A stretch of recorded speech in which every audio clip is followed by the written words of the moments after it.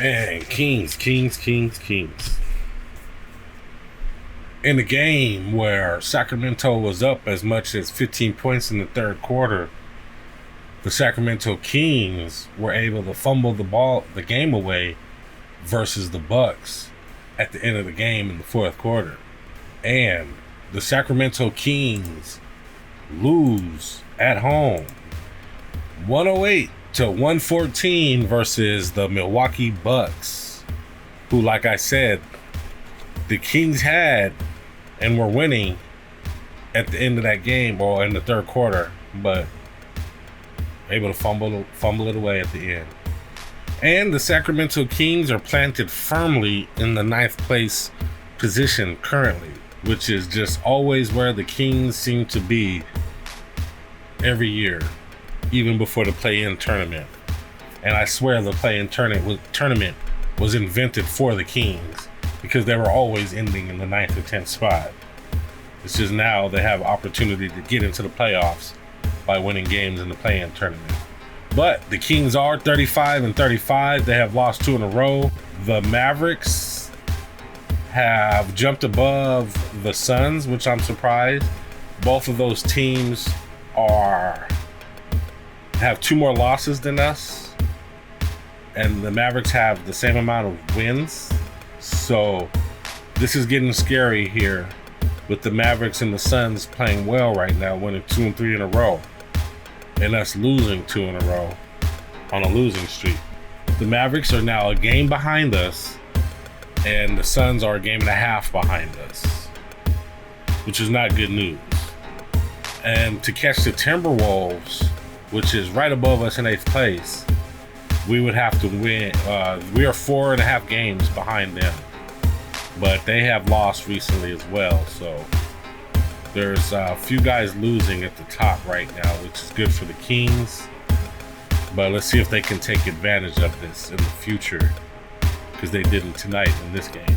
Hey guys, before I get too deep in the video, I ask that if you can, please click that like button. Click that like button for your boy. Also click that subscribe button. If you're into Kings talk, Kings news, Kings analysis, basketball talk, NBA talk, anything like that, help your boy out. Click that subscribe button. We're a new channel, but we're trying to grow, so help me by clicking the subscribe button, and you'll help me kick the algorithm's ass. And I hope you're here for the whole video. I have some really important things to say about these Kings, but I want to say welcome YouTube, and to all my friends and my folks out there. It's your guy, Jay Woods, aka Shy the Man, and I'm back at you with another episode of The Kings Morning Aft Midday Cup of Joe with Jay.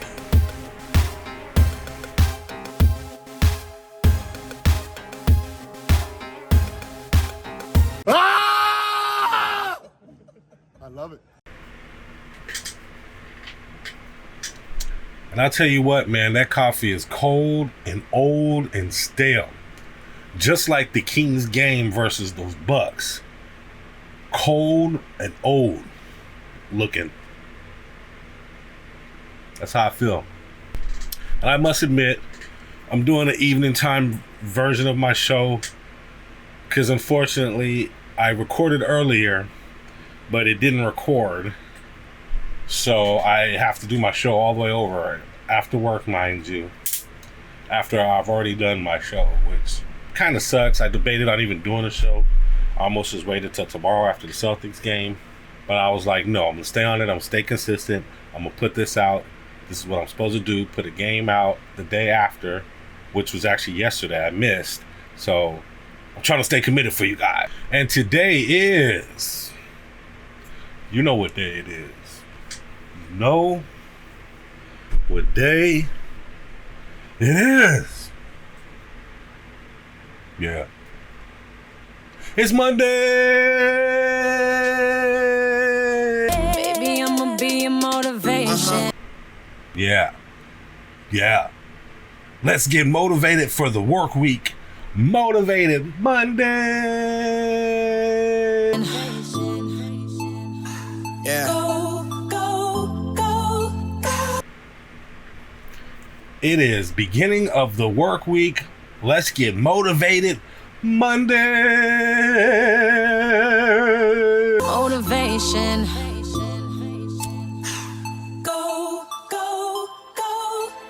So let's get motivated for the week. You got plans, you got goals. Let's tackle. Let's go. Let's do this thing. Girl, I turn that thing into a rainforest. And my cup of joe for today is these Kings, man. I tell you what, they know how to blow a lead, that's for sure.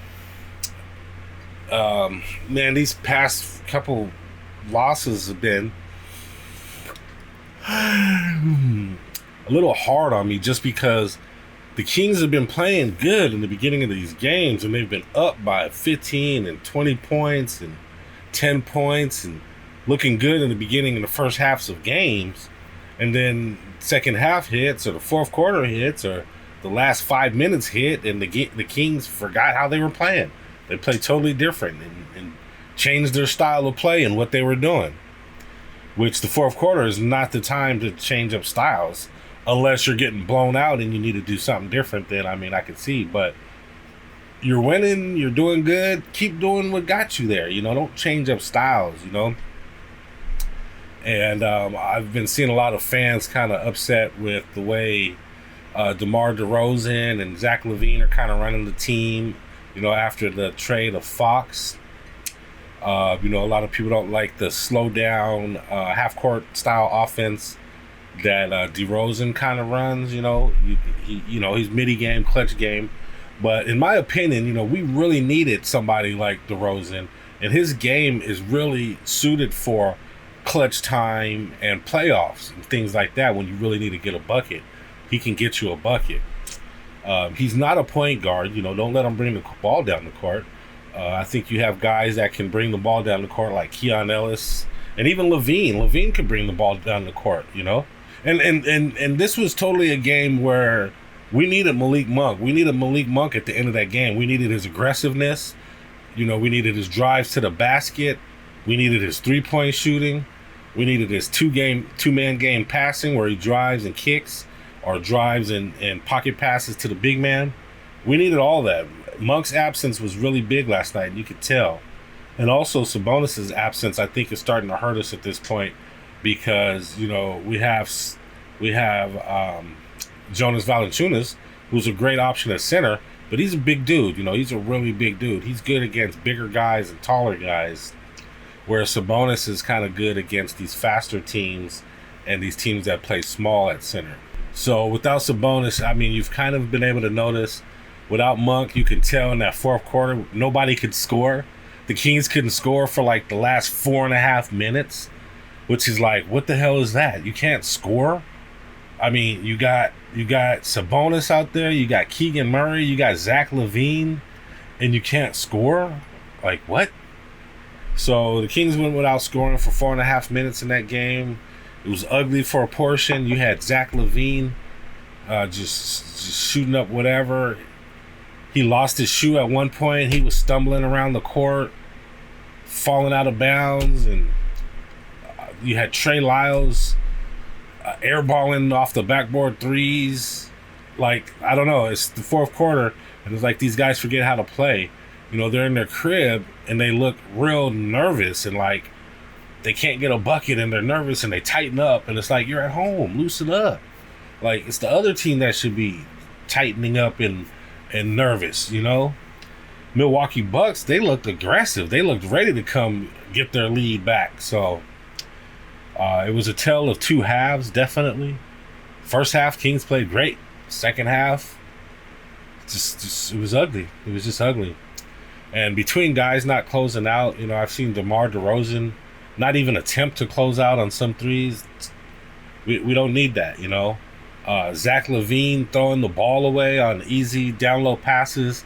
You got Jonas Valanciunas open for a post move down low, and you throw the ball out of bounds. Like, sure. What is this? Is this like careless play? I know these guys know how to play. They need to really go back to fundamentals, to be honest. They need to go back to their fundamentals. instead of playing this willy-nilly isolation type basketball that they're playing. Everybody trying to be the hero, everybody trying to be the de facto point guard, everybody trying to pass, everybody trying to shoot but can't make a shot. It's just a little miscombobulated right now, and they're just so hard to gauge. It's hard to check their temperature. It's like 1 week they're winning 4 games in a row, and then the next week they're losing 4 games in a row. Is this team good or not? And there's people that say blow it up. I don't think we need to blow it up. I just think we need to get that next really good point guard, or somebody that can kind of lead the team. Now, who that's going to be, I don't know. It's going to be some young guy or some rookie. I doubt it. I don't know. Maybe next year, we can get some good leader, point guard, rookie. I'm not sure. The chemistry is just not right. So, yeah, just a lot of things with these Kings. A lot of things that are kind of confusing, honestly. So, these guys say they need every game, and every game is important. It's just when they play like this, it just makes you feel like, just feels lackadaisical, and just, I don't know, you got to have that intestinal fortitude to play defense at the end of games, especially when you have a lead. Once you have a lead, that's when you play the most defense. You don't slack off. You keep that lead, you play as much defense as you can. You try not to let other teams catch up.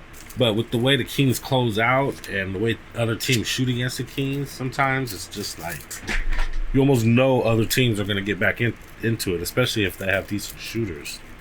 So, man, with the Suns and now the Dallas Mavericks in the mix as well, they're coming for 9th place. We got to win. We got to win these games, especially at home. We're at home right now. We're on a home binge right now, where we had like 8 games in a row at home.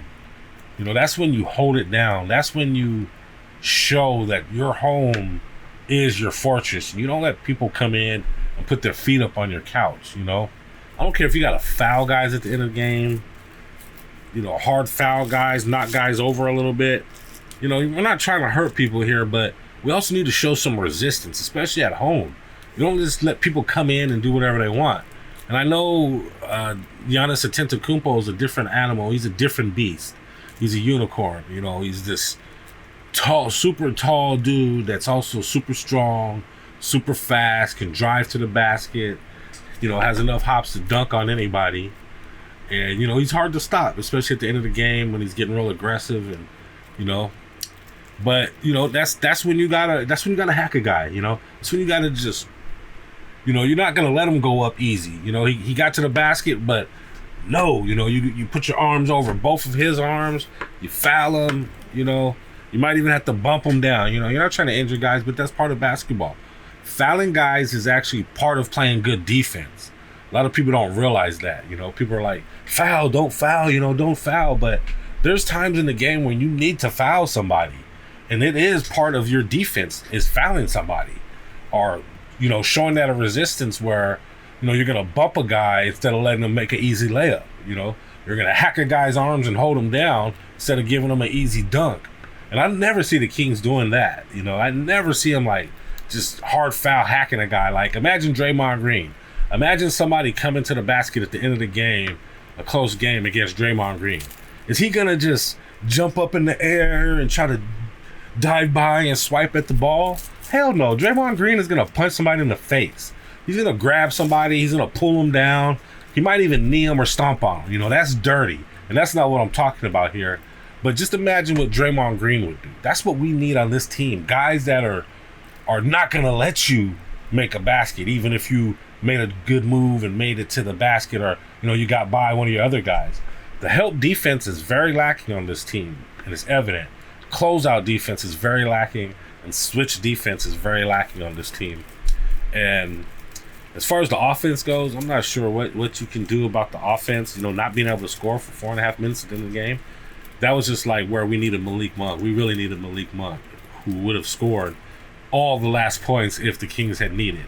But he wasn't there that night, and the Kings couldn't figure it out. And we didn't have Sabonis, and we were using Trey Lyles as a center for a lot of the game, which I hate. Another thing I hate is Trey Lyles at center. I mean, you can get away with it some games, you know, against some short centers, but for the most part, it's not conducive of winning, you know. And Trey Lyles had been playing really good recently, really athletic, looking really big down low. But this game, you know, it was like if he wasn't hitting his threes, he wasn't doing much, and he was bricking his threes at the end of the game. So that part wasn't pretty. And the Kings need to figure it out, man, before those Dallas Mavericks and this Suns team catches us. And you know what's funny? At the end of this little homestand we have, we play the Suns. So depending on where we're at in the standings, that game is going to be huge for us to play against the Suns. They beat us last time. We need our get back. We'll be at home. We need to beat those Suns when they come up in a few days. So anyway, Kings need to figure this out or we're going to fall out the play-in. And that's my cup of joe. Black, 1 creamer. I'm going to give you some stats. I'm going to give you some quick stats. So the Sacramento Kings did a decent job in the first quarter, outscoring the Bucks by 8, and they did a pretty good job in the second quarter. First 2 halves, I'm telling you. First half they played great. Second half, in the third quarter, the Bucks got a little bit of get back, scoring 9 more points than the Kings. And then, like I said, in the fourth, the Kings couldn't score at all. They didn't score for the last 4.5 minutes of the game, and only had 19 in that half, and let the Bucks score 28 for a difference of 9 points, and the difference of the game as well. And the leading scorer for the Bucks was your guy, GIANNIS ANTETOKOUNMPO, who had 32 points. He also had 17 huge rebounds. And look at this other guy here, Kyle Kuzma, with 14 huge rebounds. Who would have thunk it? And then their other big scorer was Brook Lopez. So they kind of had a big 2 kind of lineup going here with Giannis and Brook Lopez, both scoring a lot of points against Valanciunas and Trey Lyles. And their leading assist getter was actually Kevin Porter Jr. off the bench with 6. And for the Sacramento Kings, our leading scorer was DeMar DeRozan, our new guy from the Bulls, and our newer guy, Zach LaVine, had 16. And Keon Ellis with a big 20 points on the night. Not much scoring from Devin Carter on this night, though he did play at the end of the game. He had a few rebounds. Markelle Fultz could not score a point in his 8 minutes. And DeMar DeRozan and Zach LaVine all played big minutes. Keon Ellis played 37 minutes. Interesting, though, Keon Ellis did not play much in the fourth. It was Jake LaRavia.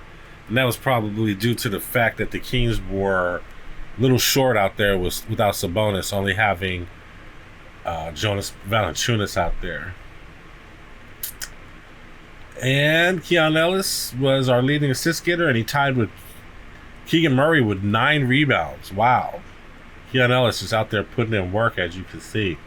Zach LaVine was 16. I'm going to need a little bit more points, a little bit more scoring, a little more aggression out of Zach LaVine here.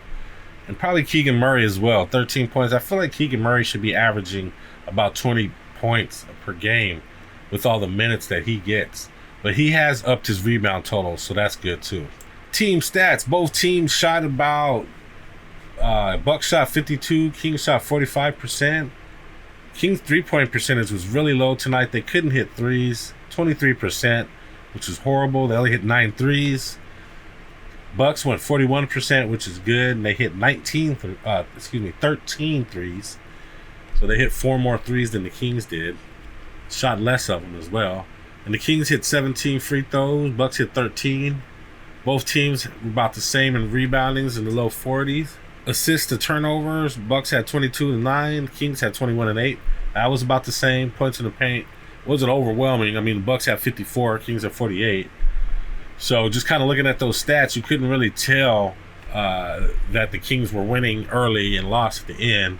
But you can see this 3-point shooting was horrendous. So that's one story of the game right there. Eye test. I need to give the Kings an eye test.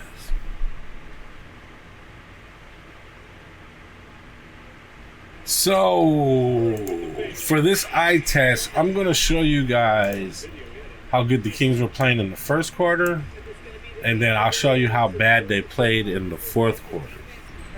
Keegan Murray following up his shot with a rebound and a drive and a dunk. Good for him. Valanciunas was able to hit free throw range shots.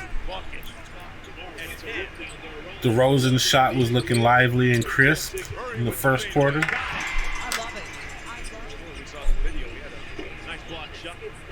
Not much you could do to stop that. I mean, maybe foul the guy, maybe grab him, maybe.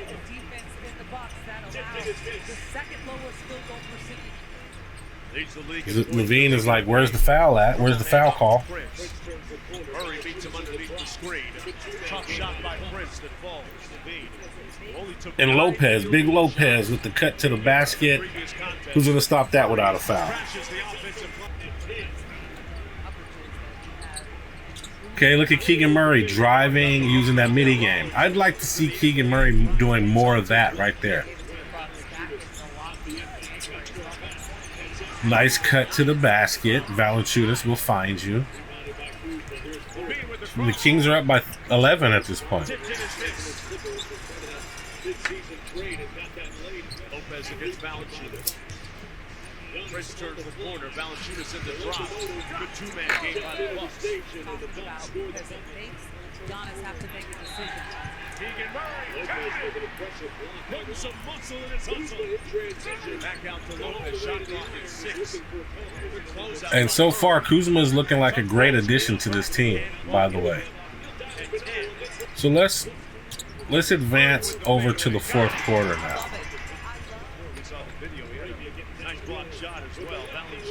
Ooh, nice move by LaRavia. So I want you to notice at the end of the third quarter, the Kings are still winning. They're up by 5 at this point. Giannis is pretty much doing whatever he wants, catching the ball down low and dunking on fools. You know, you got Valanciunas guarding Lopez, you know, who's gonna guard. Goodness. And I saw that they had Keegan Murray guarding Giannis Antetokounmpo. Also, Zach LaRavia was guarding him.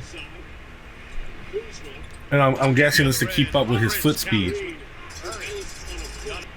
But once the ball switched, once there was switches, screens and switches, it was hard for them to guard Giannis.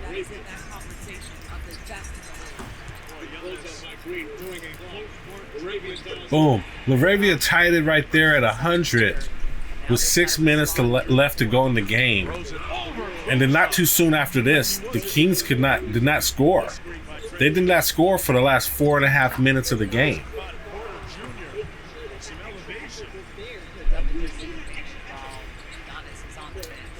So he got his free throw and his and one right there. The Kings hit one more three, and they were not able to score after that. Or one more jumper, okay. So they hit a three, and then they hit that jumper. Now, as you can see, there's almost 4 minutes left in the game, and they're up by 1 point. Boom. Bucks come out looking confident. They're able to hit shots. Notice they're not showing any Kings highlights because the Kings were not able to score. Murray with an excellent defensive block right there. But we got bricks and bricks all over the place. As you can see, the score is still 108 from 4 minutes ago.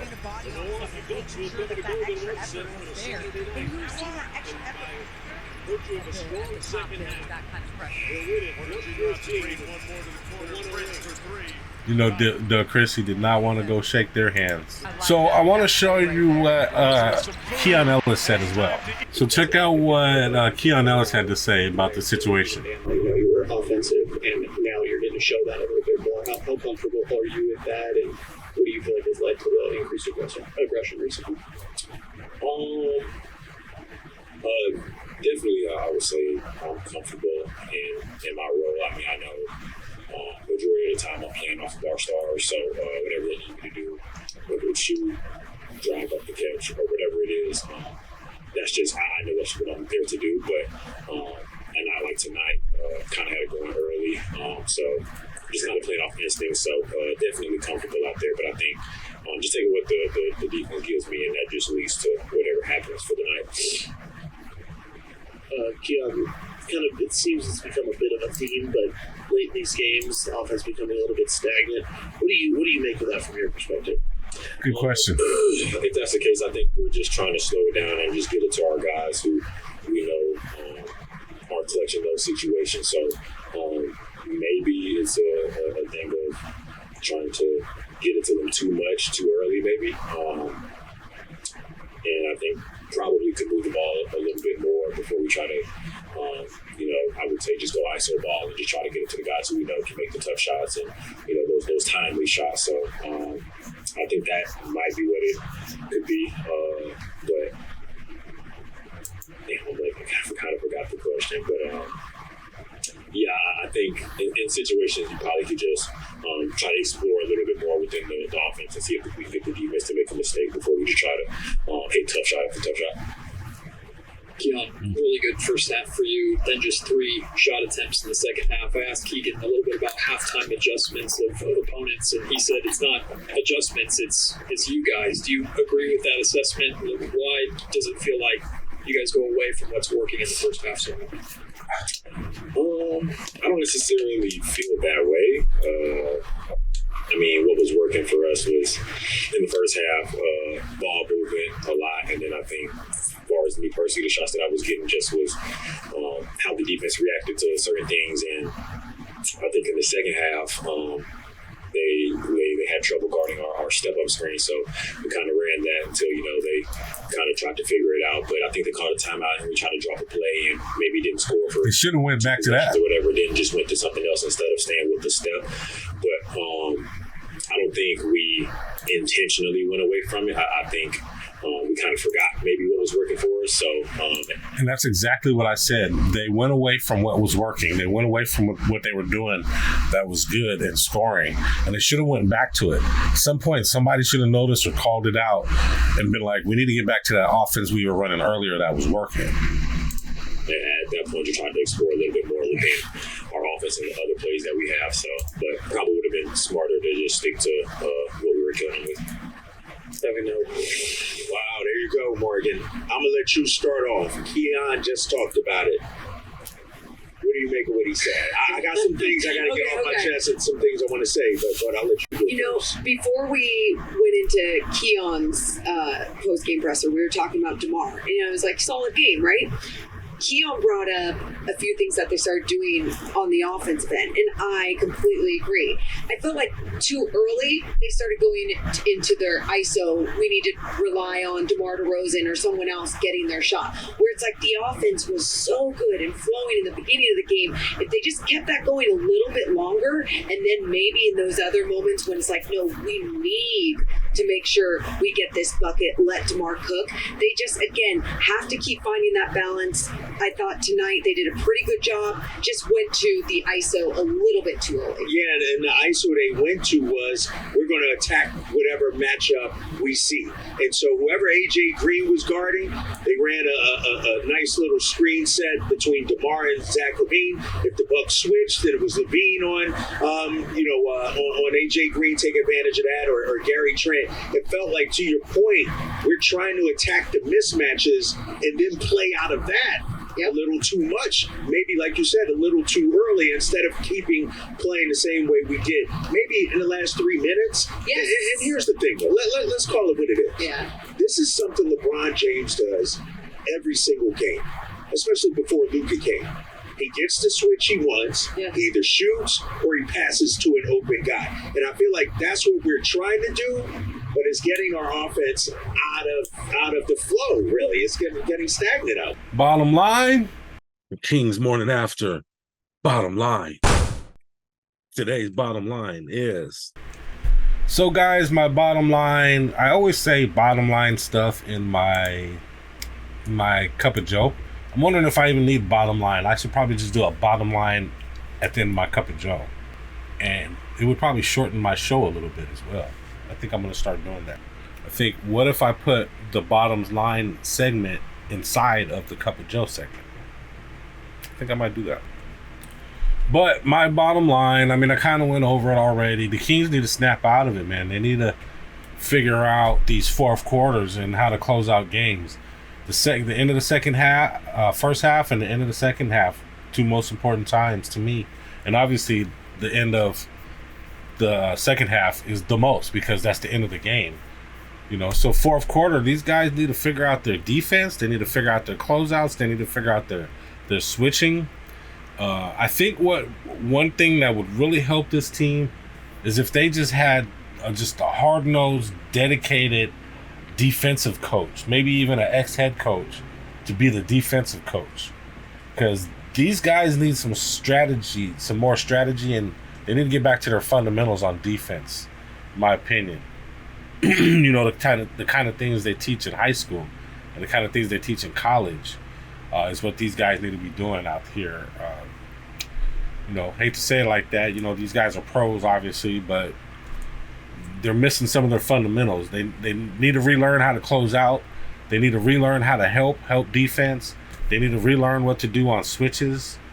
And they need to do it soon. They need to do it fast, because none of these games they have coming up are going to be easy. None of these teams are going to be easy or pushovers. So if the Kings plan to make the play-in tournament, they need to win. They need to win some games here. They need to take advantage of their home court, which they haven't been doing. They need that's when you ball out. That's when you get your victories is at home. They have a better record on the road. So that is what it is. And the Kings are what they are. I mean, right now they've been hovering right around 500% or 50%. And I know they're a better team than 50%. In my heart, I know they're a better team than 50%. I played basketball. I've watched years and years of basketball. I know good basketball. And this team, they might be a dragon with the head cut off right now. We have de facto point guard. There's no firm point guard. But, Malik Monk wasn't there, so maybe that's it. Bottom line, these Kings need to start playing better defense. They need to close out halves and games better. They need to pay a lot more attention to detail on defense and at the end of these games. And these teams that are playing really good defense that they play against, like the Golden State Warriors, how they were playing really good defense against these Kings. They were guarding guys all the way up to like half court. They need to take those teams as examples. Play like that. Copy what the good defensive teams are doing. Are they physically able to do that? I believe so. So go out there and get it done, and they need to make this play and push. I wish they would be able to get up to 6 at this point. That's going to be really hard unless they get a bunch of win streaks here at the end of the game. But bottom line, they need to pull their head out their ass. Next up, the Sacramento Kings have the Boston Celtics. And they beat the Boston Celtics last time they played out in their crib. I want to say we still had Fox on the team. But this is last year's champion. This is the championship team right here. And they're not missing anybody from their championship. They got Jason Tatum, Kristaps Porzingis, Jaylen Brown, Peyton Pritchard, Derek White, Drew Holiday, Baylor Sherman, I don't even know who that is, Al Horford, Jordan Walsh, Torrey Craig, Sam Hauser, Neemias Queta, our old center, and Luke Cornett, to name a few guys. And what can I say? These guys are the championship team. This team is really good. This team is second place in the East Coast, in the Eastern Conference. So it's going to be really hard to beat this team. Even though we are at home, we do have a chance. We just need to come out and fight this team. We need to play defense, and we need to close out halves. And we need to score. I mean, it's basketball. It's simple, right? Those are the things we need to do. And we can beat this team. And hey, guys, how are you guys feeling about this Kings team right now? Where do you think they're going to end up? Are they going to end up in 9th? Are they going to end up in 10th? Are they going to get booted out of playoffs altogether? Will they make it to 6th place, 7th? Let me know. Make a comment below. Making a comment also brings eyes to the channel, helps me kick the algorithm's ass. So if you can, make a comment. Comment about the Kings. Comment about my show. Comment about me. So I don't care. Comment about the weather. Comment about anything. Just comment. It helps. And if you're watching this far, I ask, please click that like button. I'm not sure where it's at. If you're into Kings Talk, Kings News, Kings Analysis, NBA Talk, Basketball Talk, click that subscribe button. We're a new channel, but we're trying to grow. We're going to do some fun stuff later. We're gonna do some live watch party stuff and some other stories and just a bunch of real fun stuff around the Kings. So you're gonna want to see that. Click that subscribe button. Also, if you can, share the content. If you shared this content, I would really appreciate it. That's like the biggest thing you can do for me and to help this channel is to share my content to any of your social medias. And make a comment. Making comments help too. And if you make a comment before I make the next video, I'll put your comment in the next video. And like I said, if you got anything out of this video at all, even if it's just the standings, where the Kings are at, the record, you like my analysis, you liked anything about this video, please click that like button. That really helps. It helps more than you would even think. Just click that like button. I appreciate you. I like this quote, and it's something I say a lot too. To me, you know, life is just a bunch of steps. You got to take one step at a time. You know, before you can get to this step, you got to take this step first. You know, usually there's no shortcuts most of the time. Every process takes steps. Every goal takes steps. Everybody's life has chapters. And hopefully, as you live the chapters of life, you're moving up the steps of where you want to be. This motivational quote is by Joe Girard. I'm not sure who Joe Girard is, but we're going to learn something today. Joe Girard, or Joseph Samuel Girardi, better known as Joe Girard, was an American salesman, motivational speaker, and author. Okay, he sold 13,000 cars at Chevrolet dealership between 63 and 78 and was recognized as the Guinness Book of World Records as the seller of the most cars in a year. Wow, 13,000 cars in a 15-year span. That's a lot of cars. But yeah, here's my motivational quote for you guys. The elevator to success is out of order. You'll have to use the stairs, one step at a time. Yep, that's a good quote right there, and it makes sense. You're not going to find any shortcuts in life. Anything you want to do, you got to get better at. You got to practice. You got to learn it. Any goal you have, it's going to take steps. The elevator to success is out of order. You'll have to use the stairs, one step at a time. And that's about all that I have for today. I appreciate you for joining me. I really appreciate you for being here. I appreciate you for watching this whole video if you're still here. And if you can, I'd appreciate it if you click that like and that subscribe button as well. But definitely click that subscribe button. And you're gonna wanna hear the King's Morning After Midday Cup with Joe with Jay tomorrow. So click that subscribe and maybe even click that notification so you get a notification when the next episode comes out. And if you can, I really appreciate that. Thank you. But for now, I'm out. But before you go, check out these moves.